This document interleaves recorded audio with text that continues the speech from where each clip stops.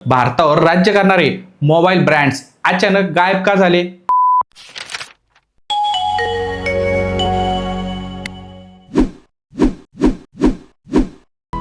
Join me for dinner. Sure. See you at 8. One black coffee, please. Ericsson mobile phones, surprisingly small. 2005 ते 2013 जर तुम्ही या काळात mobile घ्यायला दुकानात गेला असता तर सॅमसंग किंवा ॲपल पेक्षा जास्त नाव ऐकायला मिळाले असतं ते Nokia, HTC, blackberry, Videocon, Micromax, spice, carbon, eyeball, लावा, सोनी एरिक्सन आणि मोटरोला तसेच LG. पण आज यापैकी किती कंपन्या तुम्हाला बाजारात दिसतात? काही पूर्णपणे गायब झाल्या आहेत, काहींची नावं फक्त आठवणीत उरली आहेत आणि काही कंपन्या अजूनही जिवंत आहेत पण त्यांचं अस्तित्व जवळजवळ संपलं आहे.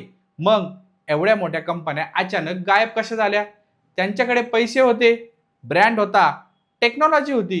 फोन ही क्या जिसमें 8 GB मेमोरी सपोर्ट की क्षमता ना हो, इंटरनेट ना हो, नोकिया का भरोसा ना हो. नोकिया, दिखाओ अपना स्टैंडर्ड. मग चूक कुठे झाली? आज आपण पाहणार आहोत भारतातील मोबाईल इंडस्ट्रीचा राईज आणि फॉल, जिथे करोडो रुपयाच्या कंपन्या फक्त काही चुकीच्या निर्णयामुळे इतिहास जमा झाल्यात. 2004 ते 2010 हा भारतातील मोबाईल कंपन्यांचा गोल्डन पिरियड होता. त्यावेळी स्मार्टफोन नव्हते, फीचर फोन म्हणजे राजा होता. संपूर्ण भारतात एकच नाव होतं, नोकिया. लोक म्हणायचे फोन घ्यायचा म्हणजे नोकिया. बॅटरी, सिग्नल, ड्युरेबिलिटी या तिन्ही गोष्टींमध्ये नोकियाला तोड नव्हती. 3310, 1100, 6600, N70, N95 हे फोन आजही लोक विसरले नाहीयेत. त्याचवेळी ब्लॅकबेरी हा बिझनेस लोकांचा स्टेटस सिम्बॉल झाला होता. HTCने अँड्रॉइड जगात इनोव्हेशन करत होती. सोनी इरेक्सनने कॅमेरा फोनमध्ये पुढे होती.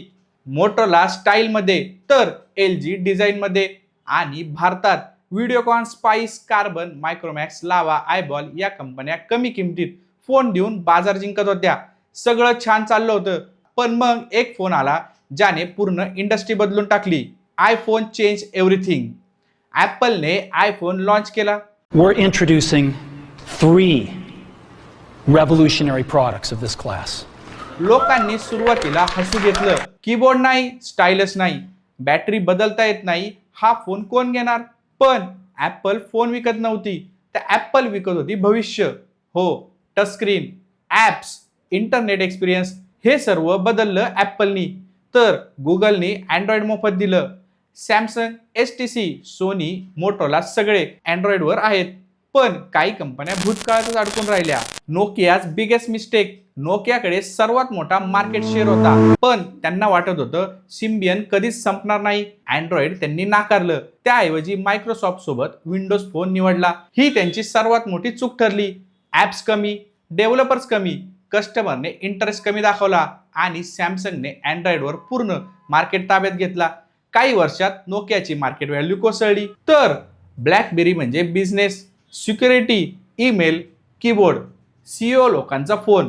पण त्यांनी टच स्क्रीनला गांभीर्याने घेतलंच नाही. त्यांना वाटलं लोक कीबोर्ड कधीच सोडणार नाहीत. रियालिटी वेगळी होती. कंझ्युमरला हवा होता कॅमेरा, ॲप्स हव्या होत्या, एंटरटेनमेंट हवं होतं. ब्लॅकबेरी या सगळ्यांमध्ये मागे पडली. आता आपण बोलूया HTC. HTC अँड्रॉइड जगातील सुपरस्टार होती. Android phone HTC One M7 आजही बेस्ट डिझाईनमध्ये बेस्ट मोजला जातो. पण सॅमसंगने जाहिरातीवर अब्जावधी रुपये खर्च करत होती.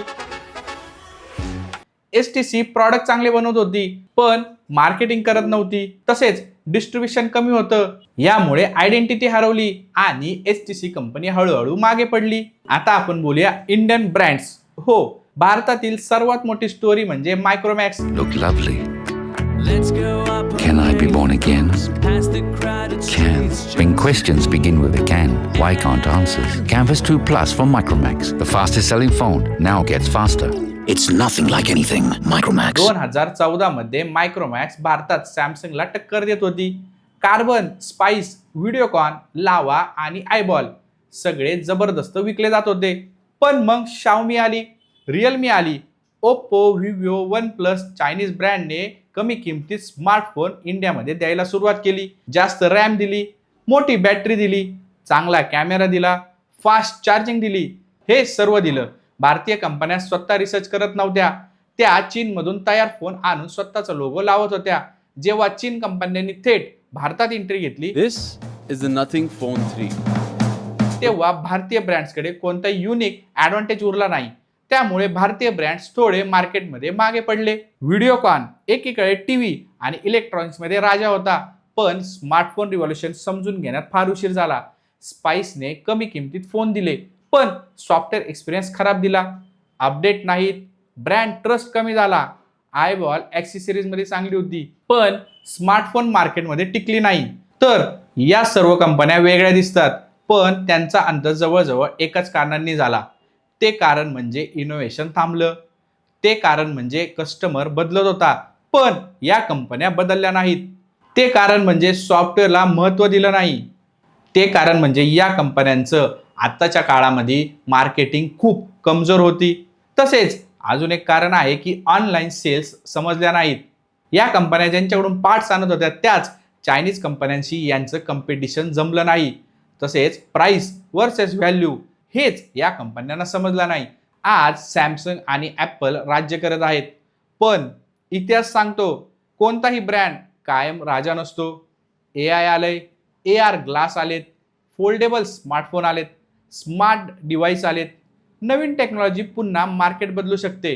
ज्यांनी बदल स्वीकारला ते टिकतील, ज्यांनी नाही त्यांचं नावही इतिहासात जाईल. तर मला असं वाटतं की मोबाईल कंपन्या कधीच फोन विकत नव्हत्या, त्या लोकांच्या आयुष्याचा भाग बनत होत्या. पण टेक्नॉलॉजीमध्ये एक नियम कायम असतो, चेंज जर नाही केला तर मार्केट तुम्हाला चेंज करून टाकतो. आज Nokia, HTC, blackberry, Videocon, spice, eyeball, carbon आणि असे अनेक ब्रँड आपल्याला एक धडा शिकून गेले आहेत. मोठं होणं अवघड असतं, पण मोठं राहणं त्याहूनही कठीण असतं. जर हा व्हिडिओ आवडला असेल तर लाईक करा, शेअर करा आणि अशाच टेक स्टोरीजसाठी टेक्नो डायनामिकाला सबस्क्राईब करायला विसरू नका. धन्यवाद.